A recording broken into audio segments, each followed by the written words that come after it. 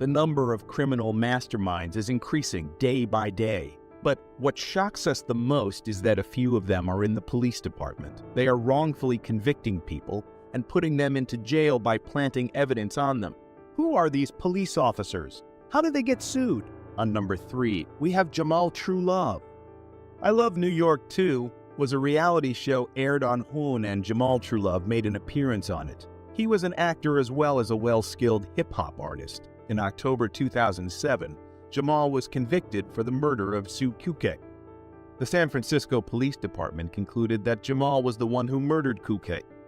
Sue Kuke was their neighbor of Jamal. They had good relations with each other. Jamal would call Sue Kuke his friend due to his friendly nature. Jamal never thought that the San Francisco Police Department would charge murder without any reason. He believes that he is innocent and never did anything wrong. He was not allowed to talk to anyone.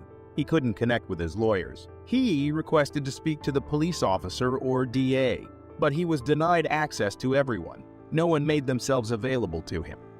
He felt as if he stepped into the biggest trap laid down by the police officers. The sentence he received shocked him to the core. He has to spend 50 years in jail. How can the police officers falsely convict him? Did everyone believe that Jamal commits such a grave crime? There was no evidence from the side of police officers to submit, no forensic evidence to show that he committed the crime, and no signs of physical injury on his body as proof of struggle. Priscilla Lua Lamega was the witness submitted by the San Francisco Police Department. Who is she? How is he related to Jamal and Kuke? Well, she said that she saw a shooting from her second-floor window on 23 July 2007. She said that she could identify who was the culprit, but when asked to identify the culprit among a bunch of photos, she failed miserably. This showed that she was lying the whole time. The police officers fabricated the story and falsely convicted Jamal. He had nothing to do with the murder of Kuke. Priscilla decided to speak against Jamal because she was given $60,000 to do so. She thought that she could start a new life with money given by the prosecution. She had no principles, and this led her to go against Jamal.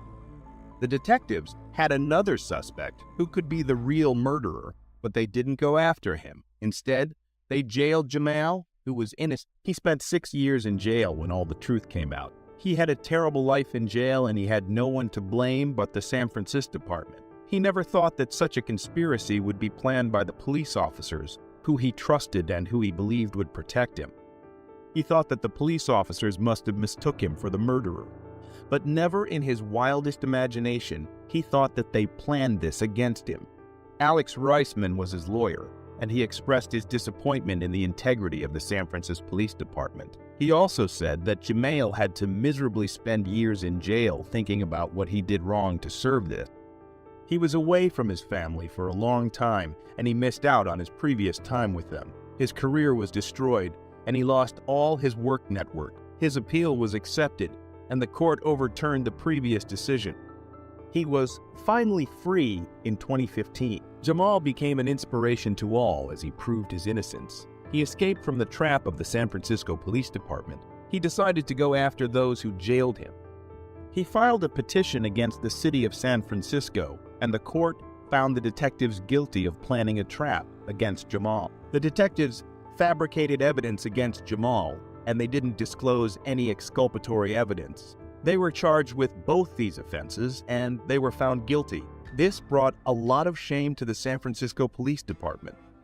In 2019, Jamal received more than $13 million for being falsely jailed and for the misconduct and offenses committed by the detectives against him. He decided to end things here, as he has his whole life before him to live.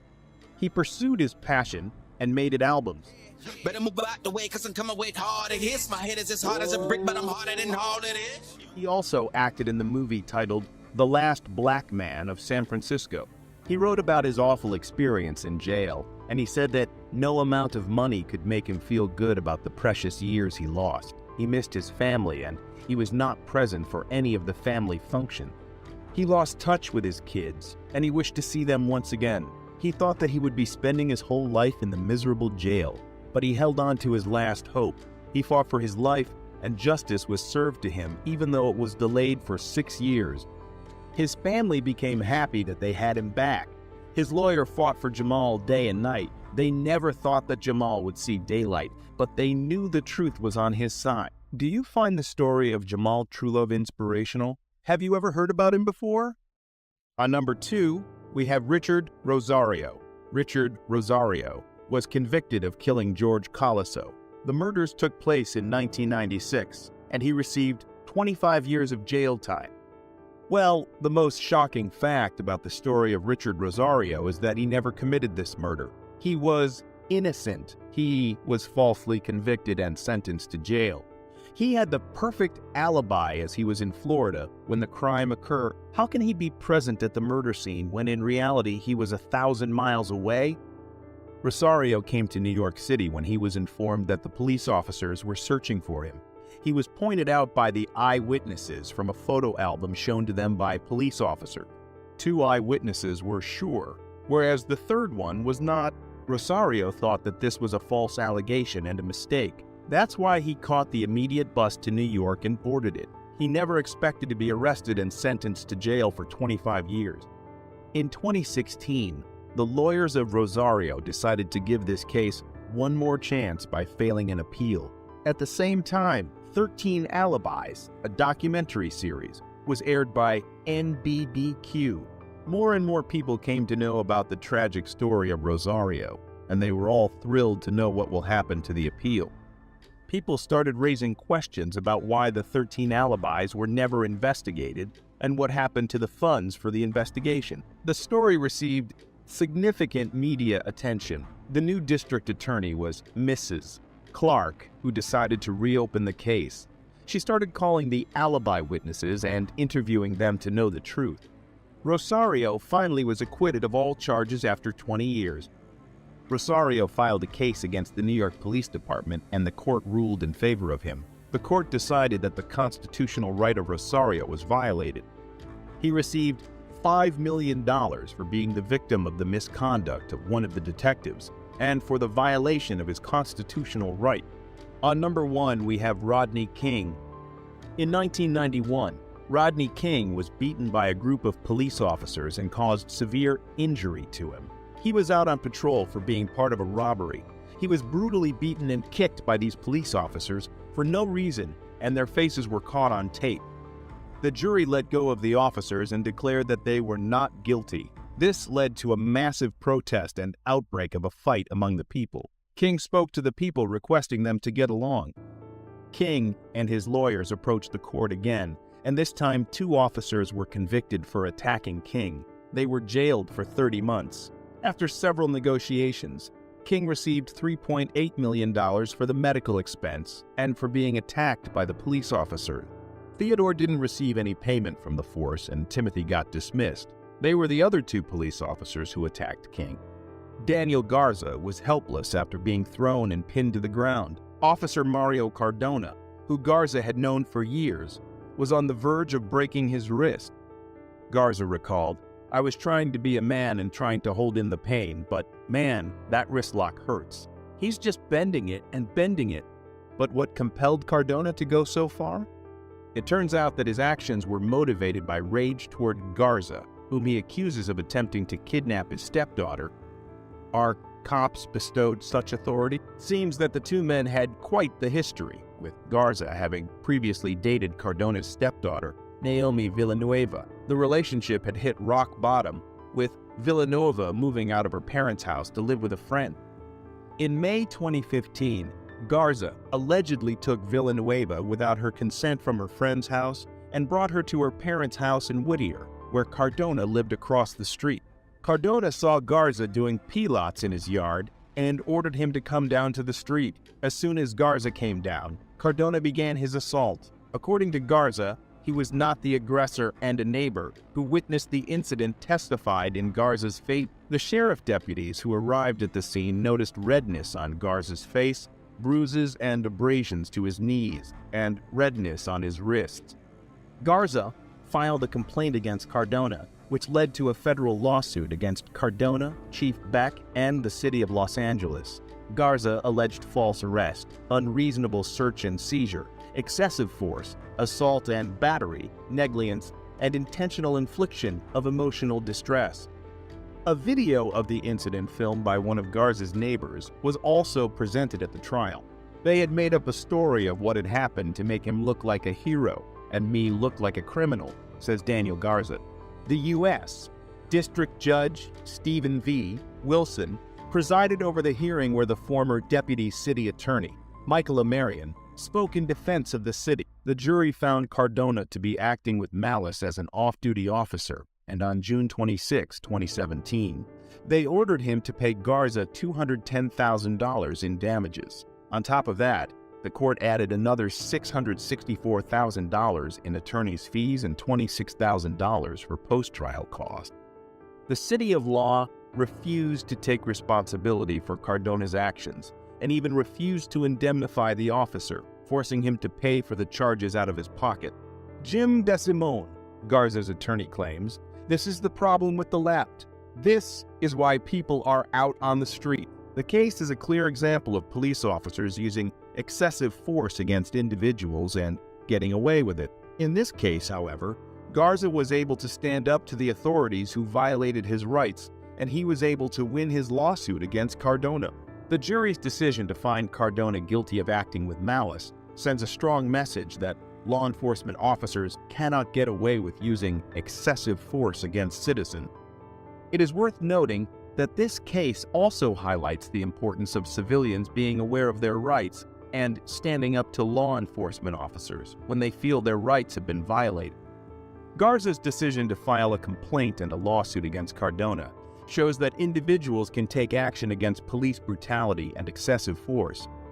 As more and more people become aware of their rights and are willing to take action, law enforcement officers will be held accountable for their actions, and if you sue a cop in LAA for excessive force, you are in for a wild ride.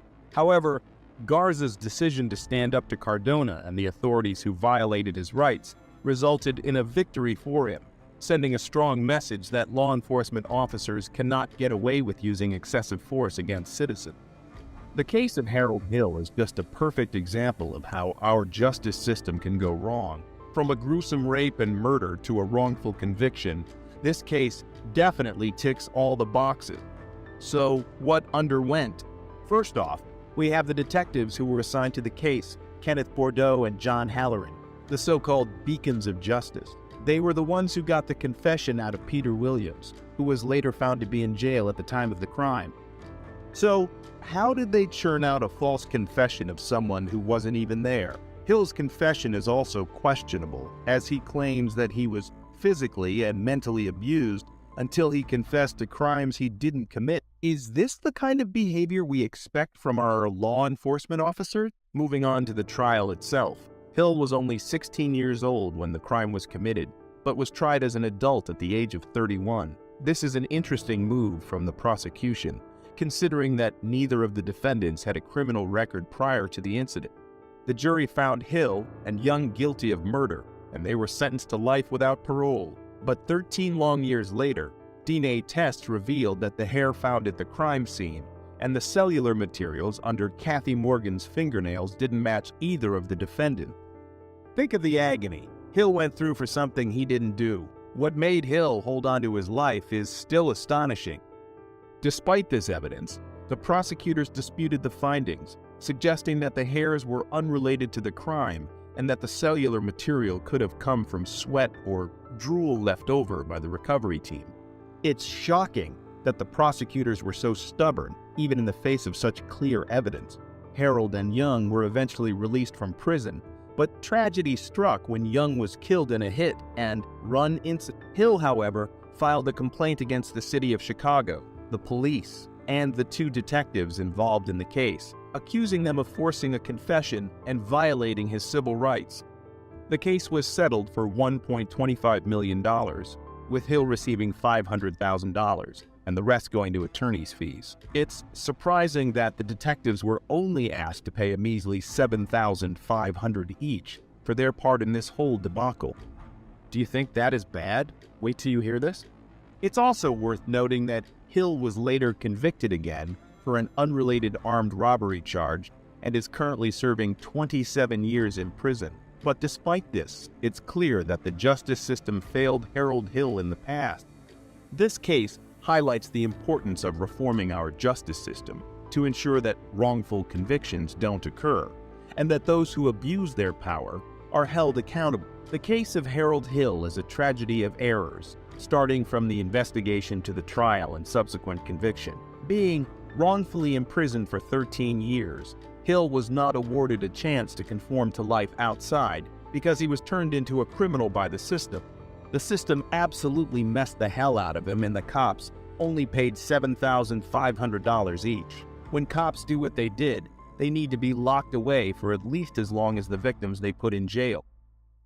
Instances have aroused where police officers have misused their authority, employed excessive force, and violated people's rights, particularly those from marginalized communities, leading to distrust and fear of law enforcement. Are they subjected to such power? What are the legal repercussions for them? However, and most of all, would they be treated differently when compared to the masses? Join us as we take a closer look at two of the most uncanny cases that could make question the judicial system as a whole. Our first case kicks off with the case of Harold Hill, which is just a perfect example of how our justice system can go wrong. This case definitely checks all the boxes, including a horrific rape and murder, as well as a mishandled conviction, you name it. So then what went about? Let's start with the so-called beacons of justice, Kenneth Bordeaux and John Halloran, the detectives who were assigned to the case and the beacons of law. They were the ones who managed to extract a confession from Peter Williams, who was later discovered to have been in custody when the crime was committed. How did they even produce a fabricated confession from someone who wasn't even present? Hill claims he was physically and mentally tortured until he confessed to crimes he didn't commit. Is this the kind of conduct we anticipate from our law enforcement personnel? The trial itself was held when Hill was 31 years old, despite the fact that he was only 16 at the time of the crime and was therefore tried as an adult. At this point, it's just not fair, and it's incomprehensible what Hill is going through. Given that neither of the defendants had a criminal history prior to the incident, this is an intriguing move by the prosecution. Hill and Young were given a life without parole sentence after the jury found them guilty of the murder. However, 13 long years later, DNA tests showed that neither of the defendants' cellular components found under Kathy Morgan's fingernails, nor the hair found at the crime scene matched either of them. Imagine the sheer suffering Hill endured for something he didn't do. It continues to amaze me how Hill managed to hang on to his life.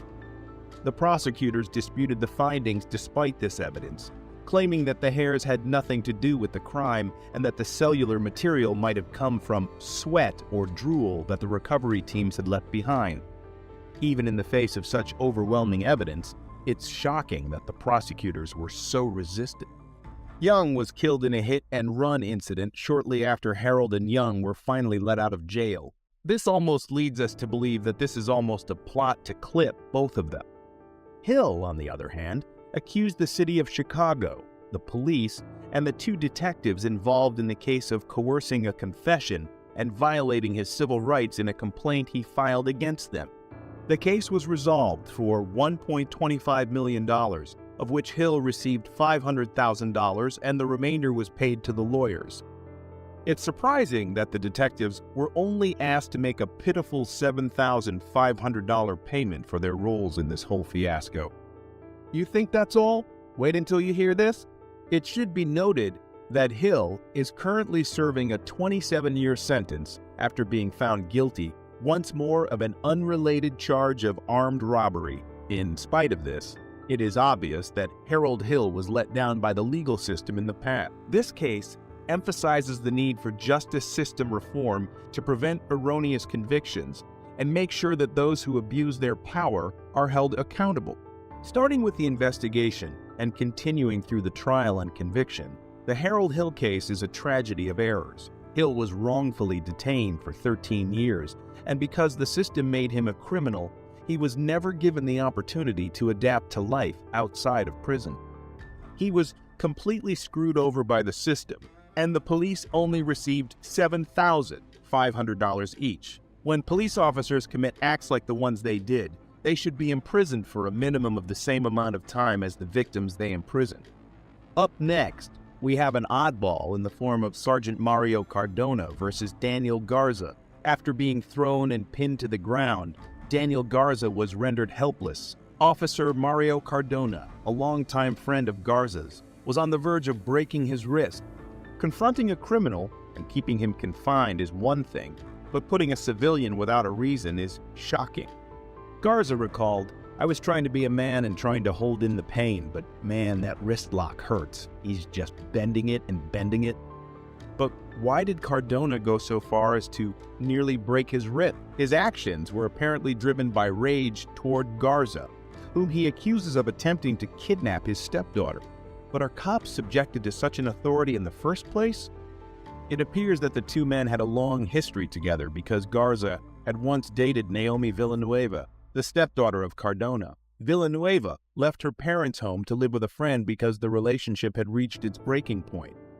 However, Villanueva was allegedly taken from her friend's home in May 2015 by Garza without her consent and brought to her parents' residence in Whittier, where Cardona lived across the street.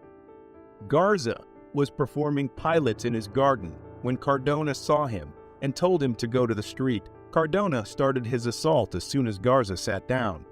Garza claimed that he was not the aggressor, and a neighbor who saw the incident attested to Garza's innocence. As soon as they arrived on the scene, the sheriff's deputies saw redness on Garza's face, bruises and abrasions on his knees, and redness on his wrist. After Garza complained about Cardona, the city of Los Angeles, Chief Beck, and Cardona were named as defendants in a federal lawsuit. Garza claimed that he had been the victim of a false arrest, an arbitrary search and seizure, overuse of force, an assault and battery, negligence, and intentional infliction of emotional distress. The trial also featured a video of the incident captured by one of Garza's neighbors.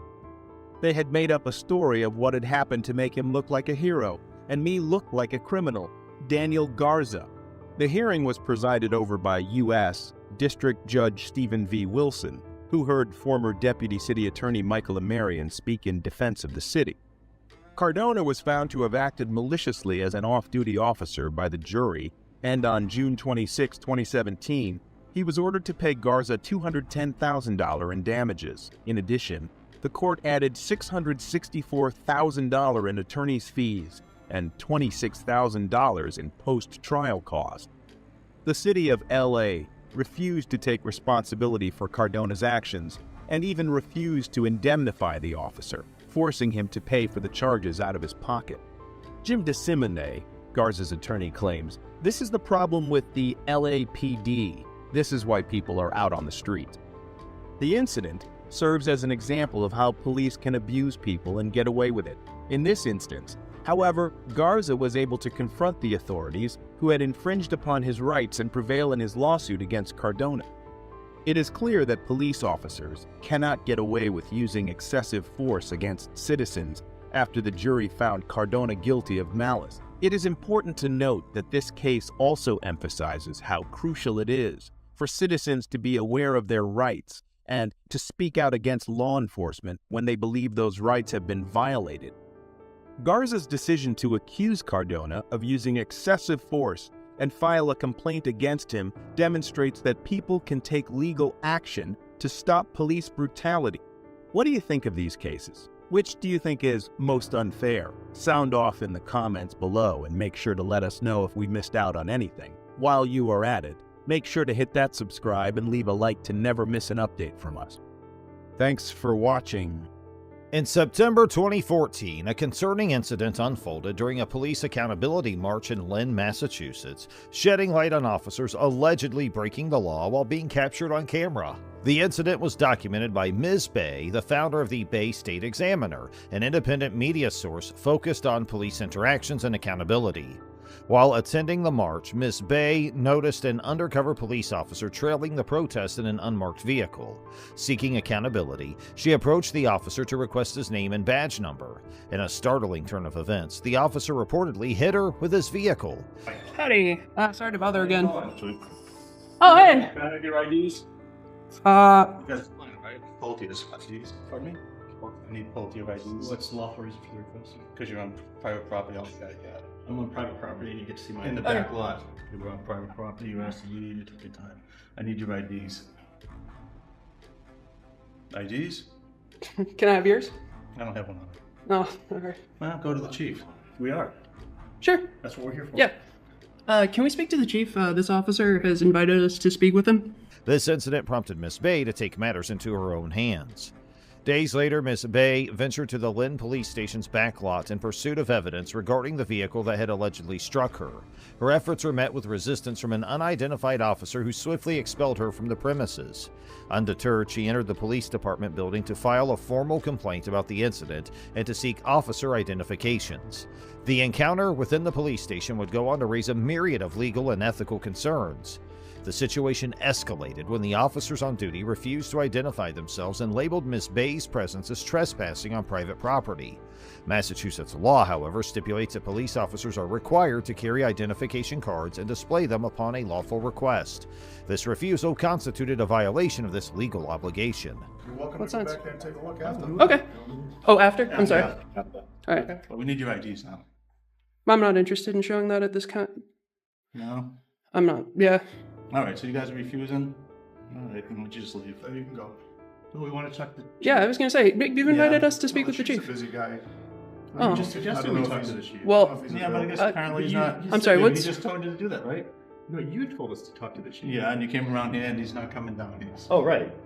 So maybe you should call him Call and the make an appointment with him. Got it. Okay. Okay. We can do that. And may I have both of your names and ID That's cards? badge 88. Badge 88. Badge 88? Yep. The officers ordered Miss Bay to vacate the premises, accusing her of creating a disturbance and trespassing. In response, she asserted her right to continue recording for news-gathering purposes. A crucial distinction emerged. While Massachusetts acknowledges the right to record police, this right is not absolute and must adhere to reasonable time, place, and manner restrictions that safeguard officer safety, informants, and victims.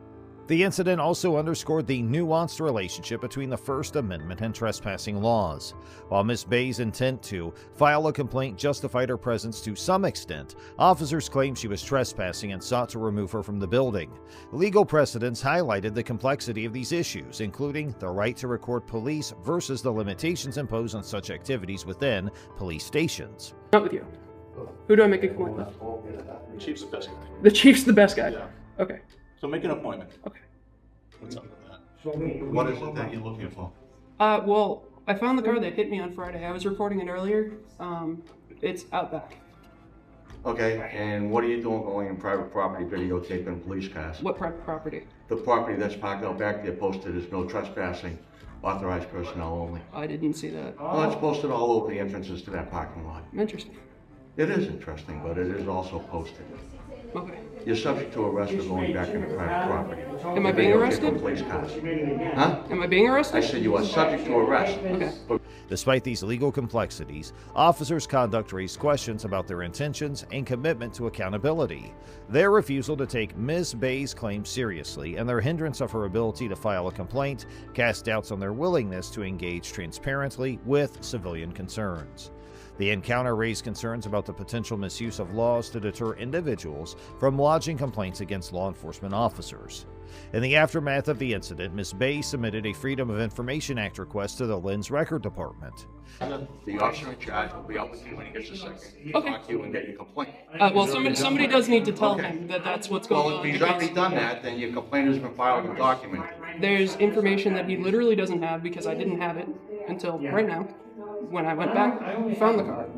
So I would like to tell him that the car is back there, that it's been repaired, even though they didn't report it, I guess. Well, you know what, actually, I'm filming this for news gathering purposes at this point. Yet her efforts were met with resistance, and it remains uncertain whether the department ever responded to her request. Her documentation of the event and her subsequent efforts to highlight the challenges faced by citizens seeking accountability and transparency within law enforcement agencies.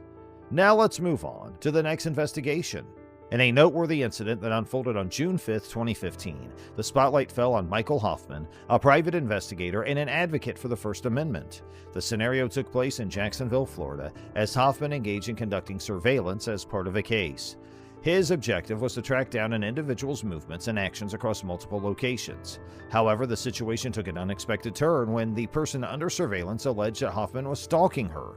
Investigator of some sort? Can I ask why you pulled me over, sir? I pulled you over because the young ladies came over there and said you've been following her since she left the airport yesterday. So I want to know who you are. Have I committed a crime? No, but I'm conducting an investigation. Have you been following that young lady? I mean, if you're an investigator, investigate away. But if you're somebody harassing her or stalking her, that's against the law. Me pulling you over to find out who you are is me doing my job. Am I free to go? No, you are not. Not until I find out who you are. I'm conducting an investigation. Do you have your driver's license, registration, and proof of insurance on you? Have you pulled me for a traffic violation, sir? No, sir. I've already explained that to you. Now you can play the back and forth rigmarole. This accusation prompted a response from law enforcement, specifically an officer from the Jacksonville Sheriff's Office. The encounter between Hoffman and the officer was marked by a clash of rights and principles. As the officer initiated a traffic stop, the interaction was captured on camera and later disseminated on the Awakening the Masses YouTube channel. The video depicted the exchange as the officer sought to ascertain the veracity of the stalking claim. He engaged Hoffman in conversation, asking about his identity, purpose, and whether he was an investigator. Hoffman's response was calculated and assertive. He began by asking the officer the reason for pulling him over, which initiated a dialogue regarding the stalking allegation. The officer cited the complainant's assertion that Hoffman had been tailing her since previous day. Despite Hoffman's protestations, the officer deemed it necessary to investigate the matter. He explained that his actions were guided by the need to ascertain whether Hoffman was involved in harassing or stalking behavior, which is legally prohibited. Oh, tell them to come up here. We're at the 8100 block of Arlington Express. I don't answer questions, Deputy. You don't answer questions. You just stalk young lady. Just stand by this. Stand by. Your name and badge number, Deputy?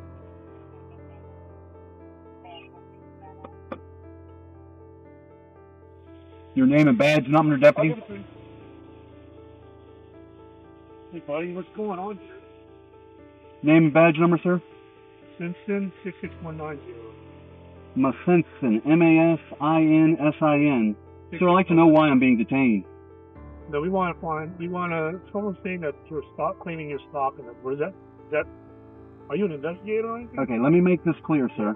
I would like for you to articulate what crime you... The crux of the disagreement hinged on the rights invoked by Hoffman. When the officer requested identification, Hoffman invoked his Fifth Amendment rights, a constitutional privilege against self-incrimination. This assertion caused a pivotal shift in the interaction, as Hoffman insisted he would only speak in the presence of legal counsel.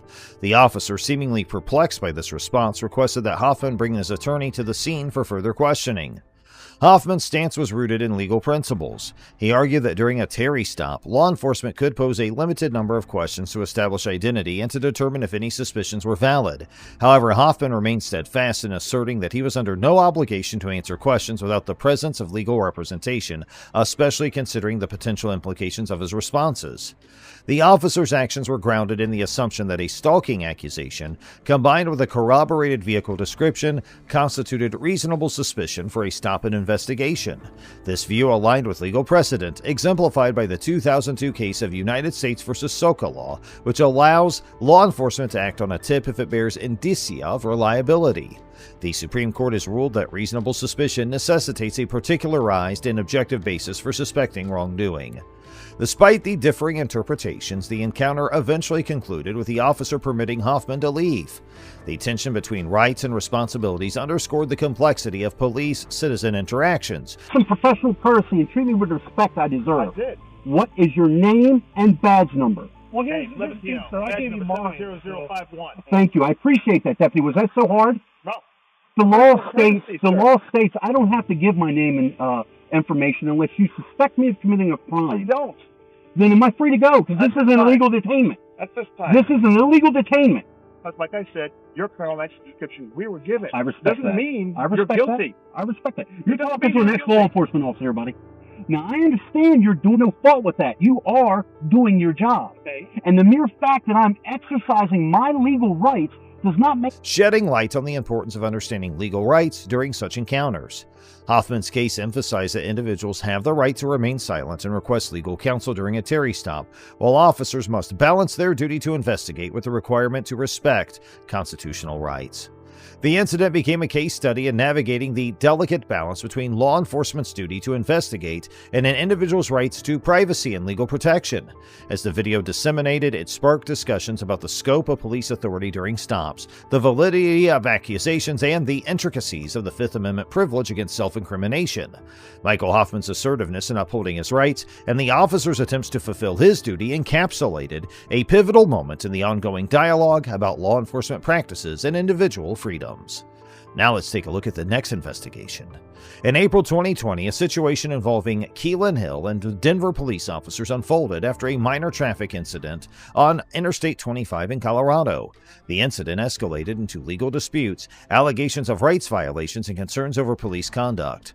The episode began when Keelan Hill, age 25, called 911 after a minor collision with two other drivers.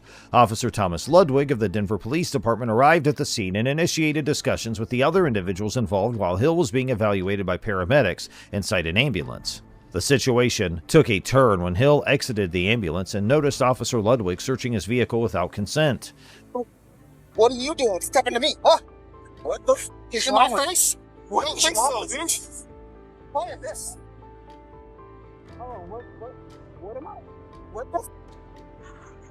What are you stopping the cops for, man? I did not ask you to get out of my car. No, I watched you. I got you on my video camera. I asked you to get out of my car. That's it. You're being an asshole to everybody. I'm not. Yes, you are. Sir, come here. Oh. Good stuff right to work, brother. Ow. You can't get hit like up. Money. What did happen? You got a on it too, huh? Wow. On probation, I'm sure. I'm not on probation. The probation officer's gonna love that. I'm not on probation at all. The officer claimed he detected the odor of marijuana, implying that this gave him the authority to conduct the search. The legality of such searches based on marijuana odor varies across states, and in Colorado, where recreational marijuana is legal, the odor can contribute to probable cause for a search. However, legal nuances exist. Hill confronted Officer Ludwig about the search, leading to a heated argument. The officer's aggressive response escalated the tension instead of employing de-escalation techniques. While Hill's behavior might have prompted concern, it's questionable whether it warranted the officer's level of aggression. Hill was arrested and charged with interference with police activity. These charges were later dropped, but the incident spurred Hill to file a lawsuit against the city of Denver and the involved officers. Like feet in there. I'm not intoxicated. Go ahead and have a seat in there. Go for it. Please go for it.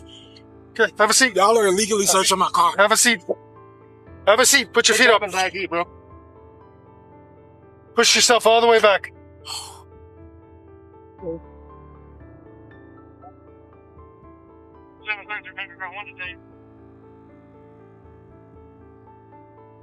He alleged violations of his First and Fourth Amendment rights and claimed damages, including missing a master's degree final exam due to his incarceration. Critiques of the officer's conduct centered on several points. Firstly, despite the possible legality of the initial search, the decision to arrest Hill was deemed unnecessary and potentially unconstitutional.